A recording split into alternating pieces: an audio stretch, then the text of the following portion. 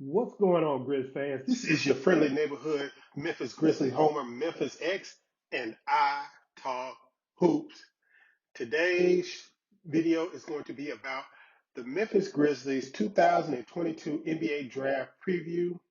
I'm going to go over some of the prospects that I like for Memphis and some of the picks they have, some of the details of the team and what they kind of need and all that kind of stuff.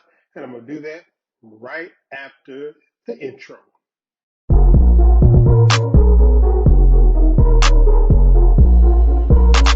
KeyAno. Grizz gang, go hard, baddest in the game.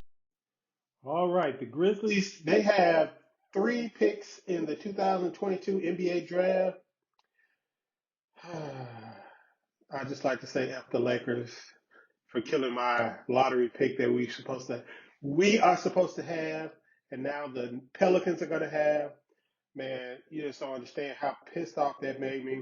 I was so pissed off when I realized it was about 3 weeks left in the season. I think at that time the Lakers were easily in 10th place. Easily in 10th place. I think they had the 12th pick at that point, and then I looked at their schedule, I looked at their roster, and I knew it was over with. So, yeah, so we missed that pick. That pick ended up being 8th overall, and so we're not going to get that pick. But the Grizzlies do have 3 picks in this draft. They have the number 22 pick via the Utah Jazz in the Mike Conley trade. We have our own pick at number 29, and we have the number 47 pick via the Cleveland Cavs, which was what we got instead of having the 12th pick. Instead of having the 12th pick, we have the 47th pick. Isn't that so nice? Yeah, so that's where we are. Now, before we get to what the Grizzlies need this offseason and long term, I'm going to get to the 5 players that I think are keepers on this team so far. And I know, it's kind of differs between people. Some people think it's 3, some people think it's 4. I tend to think it's 5, and I'll give you some of my reasons. The first one is obviously the number 10 pick from 2021 draft, Zaire Williams, who's had a better than expected rookie year. He's a keeper. 6'10" wings, who's demonstrated an ability and a willingness to defend, and an ability and a willingness to make and take shots. So he's a keeper. Of course, Desmond Bain is a keeper. Um, 30th pick in, I think, was the 2020 draft. He's a keeper. He's starting. He is a borderline all-star already. Might, crack that knot next season. You don't know because it's hard in the West to crack the knot. Being an all-star in the West, especially at the guard position. Um, Also, of course, we got John Morant, keeper. Nothing needs to be said about that. And Jaren Jackson should have been a finalist for Defensive Player of the Year. Nothing needs to be said about that. And probably the controversial player on this 5 is Dylan Brooks, who I feel is a keeper. And the reason why I feel Dylan Brooks is a keeper, he is the one physical wing that the Grizzlies have with size. He is the only one in a conference with Luka Doncic, Kawhi Leonard, LeBron James, Anthony Edwards. All these power wings are in the Western Conference in the playoff picture, and you're going to have to go through them.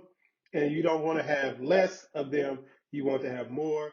And also, Dylan Brooks has already demonstrated himself to be a gamer with his playoff play and his play in big games. And he is a two-way wing who can drive, create his own shot, and hit from the outside. So he really does. I mean, of course, he takes some bad shots, but it is what it is. He's not the perfect player. If he was the perfect player, he would be a max player, and he's not a max player, but he's a pretty damn good wing. So yeah, I think he is the 5th keeper, and the Grizzlies will work around that. Now, if you want to get to how I feel that the Grizz should be built, I would look more towards how the Phoenix Suns are built. And I kind of like the way the Phoenix Suns are built. They basically have the point guard, they have the defensive wing at shooting guard, um, they have the scoring wing also. I don't. It depends on what you want to call Devin Booker and Mikal Bridges, wings, score, wing, shooting guard, small forward. It doesn't matter. They're both on the wing. They both interchangeable, whatever.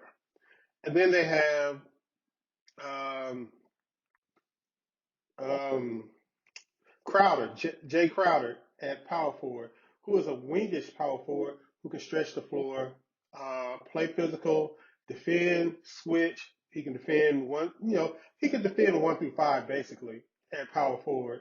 I mean, you don't want him to be sticking on 5. He's not a defensive stopper or anything, but he's not going to get killed switching onto anybody, anywhere. And then they have DeAndre Ayton as the anchor of the defense, able to provide some scoring, able to prevent teams or punish teams that go small, real small on Phoenix, but is able to switch, when needed, as needed. So that's kind of my vision of where I want the Grizzlies to feel, except, Jaren Jackson playing the DeAndre Ayton role. And Jaren has a more diverse skill set. I mean, Ayton is better at some things like rebounding, and his touch around the basket is a lot better than Jaren's. But Jaren has a better off the dribble game. He's a better defender, better rim protector, and theoretically he's a better shooter from long range. So he can fit that. Now you already have the point guard in Job.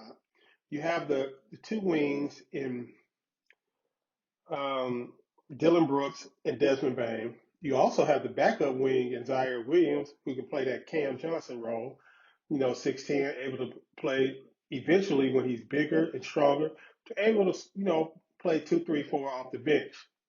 Now, the thing they're missing is the diverse power forward or forward who can stretch the floor and also won't hurt them on defense. So as you can see with the team needs, that's what I got, the big wing score. And what I mean by that is a forward that can shoot, score, handle the ball, a pretty diverse skill set. I'm not talking about he's got to be an all-star level player or a lottery level talent, but he has to have a diverse skill set where he's able to defend, ideally, um, you know, 2, 3, and 4, and able to be switched on to bigs, fives without being killed. And also, I think one of the other needs is what I always call the great value Jared. If you know, great value is a brand, I think, at Walmart where it's not the original, it's not the name brand, it's not Jared, but it's just like it in most cases. So what I mean a great value Jared, I mean somebody who can provide rim protection and some shooting off the bench as a 5, backup. Somebody likes, 6'10" that can do those things. And also a backup point guard, depending on if the team brings back Tyus Jones or not. Those are basically the needs as I see them for this off season or long term with the Grizzlies. Now, like I said, I told you where the picks were. We had the 22, 29, and 47. So some players are just not going to be in our range. Off the rip, now the Grizz have traded in the draft the last couple of years. I think every year Climate has been the GM. They've traded up in the draft. So maybe they can do that again. And if they do, these are some of the targets that I wouldn't mind them, trying to get. Tari Eason, Jeremy Sochan, Kendall Brown, Dyson Daniels, Shaden Sharp, Benedict Matherin, or AJ Griffin. Now, these are the guys that I wouldn't mind them targeting if they traded up. If that, that's kind of why I really wanted that 12 pick, because it would have given them the ability to trade up for either one of them. And ideally, the person that I really would have wanted was Shaden Sharp. If he was to fall to the 8, 9 range, the Grizzlies could get up with if they had the 12th pick, or ideally the 11th pick, the 11th or 12th pick, and throw in one of their later picks and maybe get up to number 8 and snatch up Shaden Sharp and have him as a wing. Or at this point we're like a month away from the lottery, exactly a month away from the lottery. I think less than a month away from the lottery. So the draft, the order of the players, the picks, how the players are ranked is very fluid right now because you have like the 1 through 8 players or 1 through 6 players, depending on who you are, depending on how people value them, are in this grouping. And then you have, players from like 9, I would say, to about 35, actually, that can go either way. I've seen them all over the place on the boards. Some more are concentrated in the lottery on most boards, but on every board, they're all over the place. So I'm going to give you some of the players that I like for the Grizzlies to target with the picks that they do have without having to trade up. Now, I will admit that probably my favorite player as a fit on the Memphis Grizzlies is Usman Ding. He is playing in the NBL right now for the New Zealand Breakers. He is a 6'10 wing, 216 pounds. He's going to be 19 at the draft. At the time of the draft, he is from France. He played for the French under 18 team. Uh, if you look at him, now you can't really look at his stats. Let me tell you, he started off the season in the NBL horribly. It was terrible. He was terrible, I admit. He was a guy I liked coming into the draft for the Grizzlies. And when I looked at his early season in the NBL, I said, well, he's probably going to need another year before he either comes over or he's going to need another year in the NBL or whatever league he goes to next. And then, you know, you have to understand the circumstances of New Zealand, of the team, the New Zealand Breakers. For the last 2 years, because of COVID, they haven't been allowed to play any home games. So they've basically been on the road for 2 years. So he's been on the road this whole season. Basically, they haven't had no home games. They haven't had any home games. Team's done horribly. The team looks horrible. I mean, when you watch him. But as the season has progressed, he has gotten better. He's a 6'10 guy with a good handle. He's able to work the pick and roll. He's able to pass out of the pick and roll, able to shoot out of the pick and roll. He has a step back jumper. Um, his defense is a little iffy, but he uses his length well in the passing lanes and to block some shots, as you can see. And, his shot has been coming along. So when you look at his stats, he doesn't look flattering. If you watched him early in the season, it's not flattering. But if you've watched him lately, you have noticed the progress that he has made. And it reminds me of when I was following LaMelo Ball and Josh Giddey in the NBL and how much better that they got over the season. So, yeah, he's probably my favorite person. My favorite player for the Grizzlies at 22. If he lasts that long, most people have him projected in the lottery now. When he was projecting his second round, probably maybe 6 weeks ago, second round. Now they're projecting him in the lottery, and that's just a testament to how much better he's gotten over the season.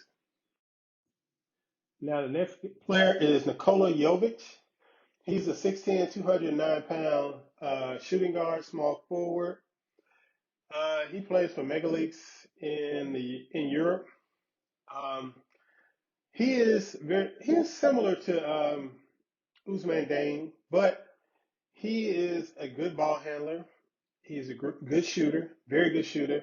He's a more offensively based player, good passer, creates a lot off the dribble, really good at creating his own shot. His defense is bad. I'm not going to even try to sugarcoat it. His defense is bad, but he's a good creator. He's a good offensive player. Now, don't get confused with the Joker, the getting ready to be two-time MVP. Same country of origin, same I think same exact team he's playing on now. It's the one Joker played on, but he is a small forward. He's not a center. He's 16. He's all of 6'10", and he can really handle the ball. If you look at his play, you can see he's good handling the ball. So he's another guy that I like for the Grizzlies at 22. Next we have Bryce McGowens. He's a 6'7" shooting guard. Out of Nebraska, 179 pounds. Draft age is going to be 19, little 19 years old. Um, he's a good offensive player. Uh, he scored real well. He had went to Nebraska to play with his older brother. He's good off the dribble. He's got some good footwork on his plays, on his scoring, He shows a lot of good flashes, especially with the footwork, and he does have a good shot, and he has some range on his jump shot. Now he's also a player that he had a rough spot in the season, so his defense needs a little work. He's got a lot to work on. I mean, he's more of a longer term project because he's kind of real. He's real skinny, as you can see, at 179 pounds. So he's going to have to need to work on his body a little bit also. But he does have some broad shoulders, so it looks like he's going to be able to put on some weight, some good muscle uh, as he develops through the NBA seasons as a prospect. But yeah, he's a guy I like. Now he's not the power wing that I like, but his talent is undeniable, and he might be, like I said, with this draft, it's hard to tell from about 9 to 35 where these players are going. So he could be available at 22, and he could, show out in the workouts and go in the lottery. You just never know with this draft. Another one of my favorite prospects in this draft is Marjon Beauchamp. Now he's a little bit older. He's going to be almost 21 at draft time. He'll be 21 when the season starts. He 6'6", 199 pound forward. He played in the G League with the G League Ignite. He was probably about I wouldn't say he was one of the most impressive players, but he was the most surprising player with the G League Ignite because he came from a different background. He was in the high school class with Kay Cunningham, I think. He went the JUCO route. He was going to spend a year training for the draft, and somehow the program that he was in closed down. He ended up going to JUCO, and then he ended up going to the G League Ignite, and now he's here. Coming in, he really wasn't projected to be a first rounder, but he's really developed real nicely. Very good defensive player. Uh, he's got a real burgeoning offensive game with some step off the dribble. He's got a very functional jump shot. Real physical player, tough. From the Seattle, Washington area, they grow 'em right out there for the NBA.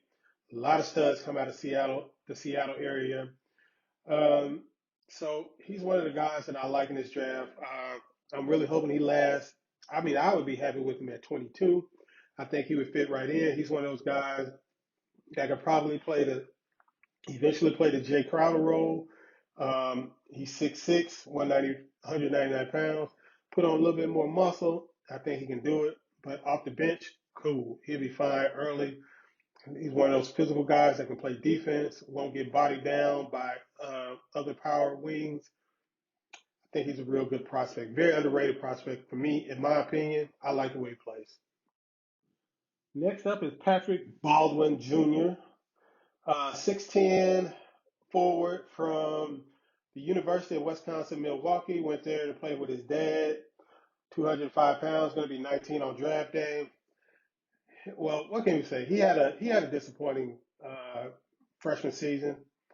I don't even know if he's declared yet for the draft. Hopefully he does. Hopefully he doesn't take a chance of going through the transfer portal and go somewhere else and doesn't kind of shine. He needs to get out there now and get some NBA training. But yeah, he was billed coming in as a big forward at 6'10" that could shoot. The only problem, his shot wasn't going in. He was asked to be the number one option at the University of Wisconsin, Milwaukee, and it didn't quite work out for him. A lot of people are saying he should have went to Duke, but I don't really agree with that. But it is what it is. Sometimes it works out, sometimes it doesn't. And in this case, it didn't work out. But as we can see with Zaire Williams, not working out in college, not looking your best in college is not the end of the world as far as your NBA career goes. It just means it's time to work. And I think Patrick Baldwin is going to put in the work, and he's going to get his game together, and he's going to look like the prospect he was coming into the college season as early as summer league. So I think some teams are going to really benefit if they take a chance on his upside, and they'll be able to get him in workouts, get him in interviews and see where his head's at, see where his game's at, and they'll be able to figure him out. But I like his game, and I would be ecstatic. I mean, he's a guy that I was coming into the season. I'd have been like, the Grizzlies need to trade up in the lottery to get him. So if he's available at 22 and lo and behold 29, I would be very happy to get him. So yeah, Really like Patrick Baldwin Jr. And next up is Justin Lewis, 6'7", 245-pound big boy from Marquette University, the school, ironically, of Jay Crowder. He is he is built for the role that Jay Crowder plays for Phoenix that I was telling you about earlier. He is a very versatile forward. He can play on the wing. He can attack the basket. Very good jump shot. Physical defender. Can do some rim protection when needed. Um, especially off the ball. He is a really good prospect. He is what I would call the classical power wing. Uh, he is, I mean, yeah, he's probably underrated. He's projecting the second round right now, but I'd be happy with him at 29. I wouldn't cry about him at 22 either. I think he's somebody that can fit in and contribute to a winning team early and often. He's going to be a good player. I think he's going to get a lot of value on his rookie deal for the team that draft him, even if they're a playoff team. And here we go with our second power wing. And this guy is the definition of power, David Roddy, 6'6", 255 pounds. He's a little older than everybody else. He's going to be 21, over 21 at draft time. University of Colorado, I think. He was a very good high school quarterback, for what that's worth. And he is one of the guys that you looked at everybody else except maybe Beauchamp, and their stats were kind of a little iffy. Now you look at his stats, and you have to be impressed. His stats project him. He should be, a top 20 pick at least. But he's so unorthodox being 6'6", 255. He doesn't look the part of any archetype you can put out there about any other player. The only closest thing that I would think that he looks like is, I mean, I don't want to say this because people take it out of context, but he looks like Charles Barkley.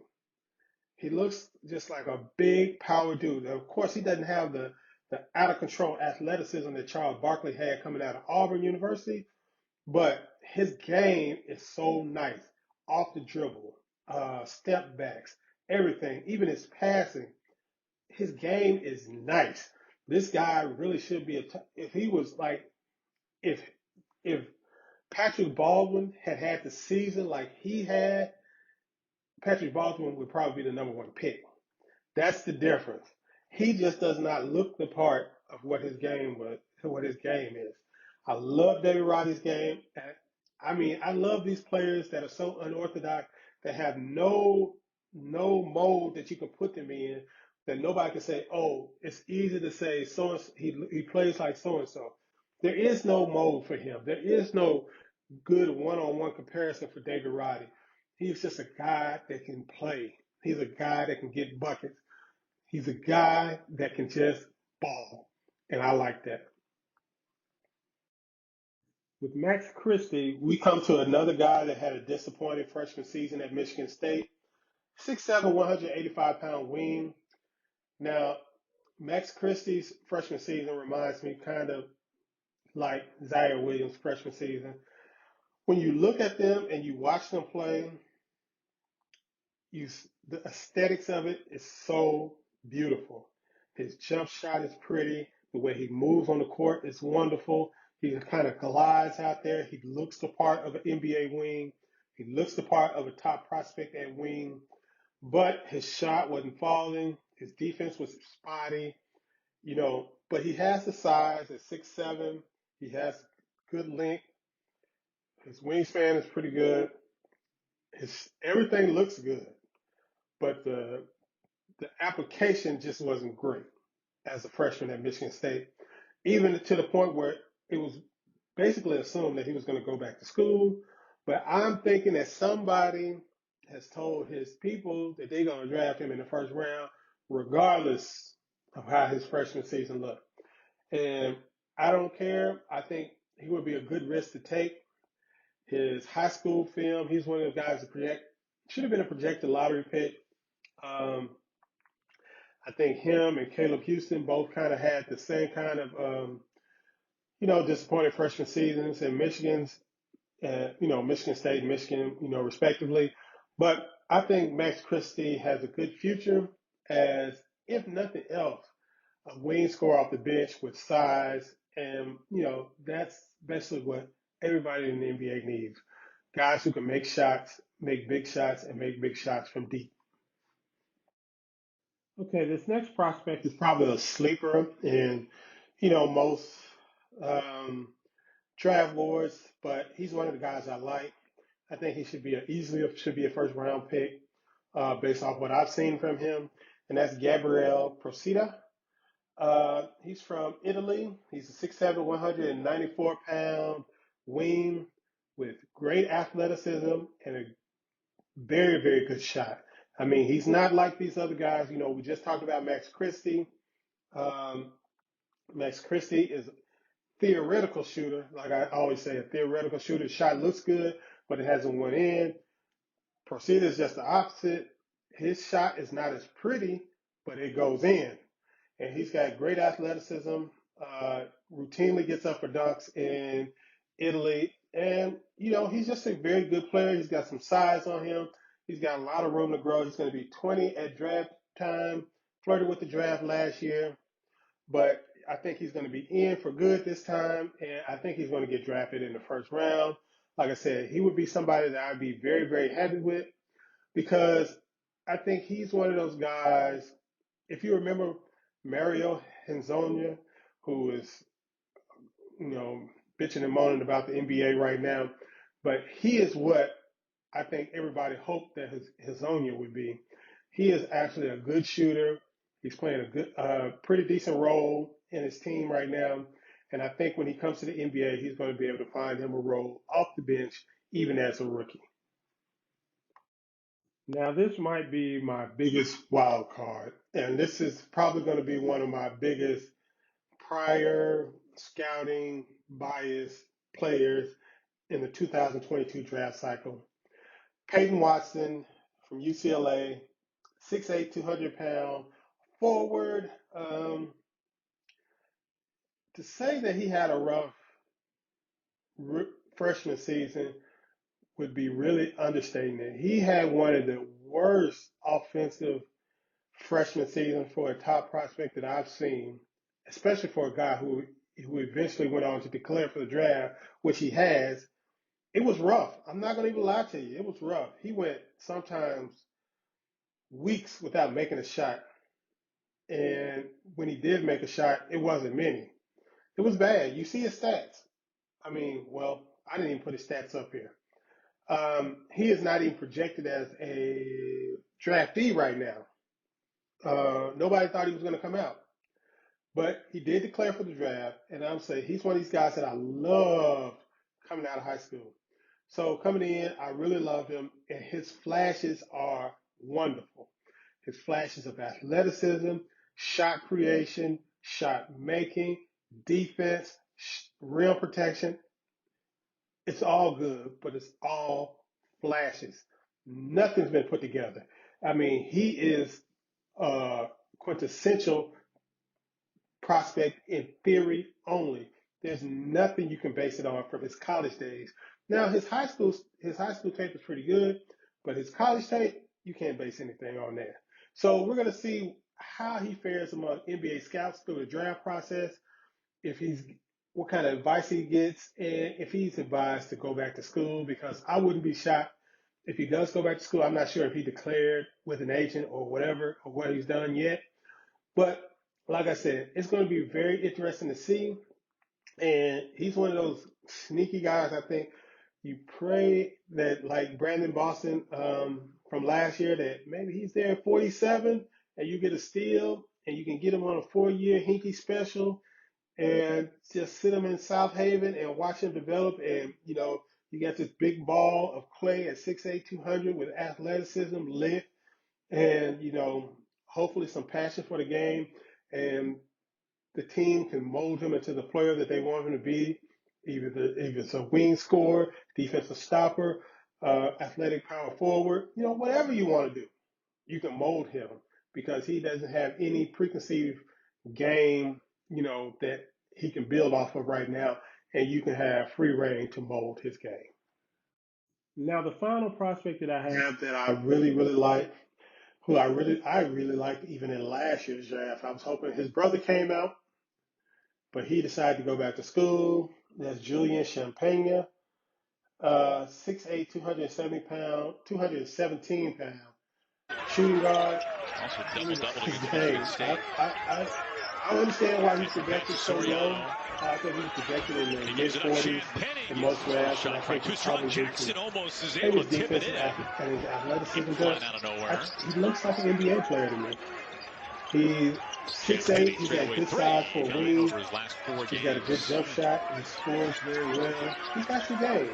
So he's a guy that I hope that he goes And where John's a chance to projected tie and or take the is sitting lead. there at 27 when the Champagne, you saw Grizzlies there have to the pop up to the opportunity to logo pick or just the Grizzlies inside, to maybe trade at up in the the second round to 15-foot get mark him. and knock that shot down. He's Whatever it worked may really be, hard but on it he's a guy that I like. over the summer. Now, Champagne fouled under 2 minutes to play. now later on, as we go through the draft process, I will start getting a little more in-depth scouting reports on these players as we go through them.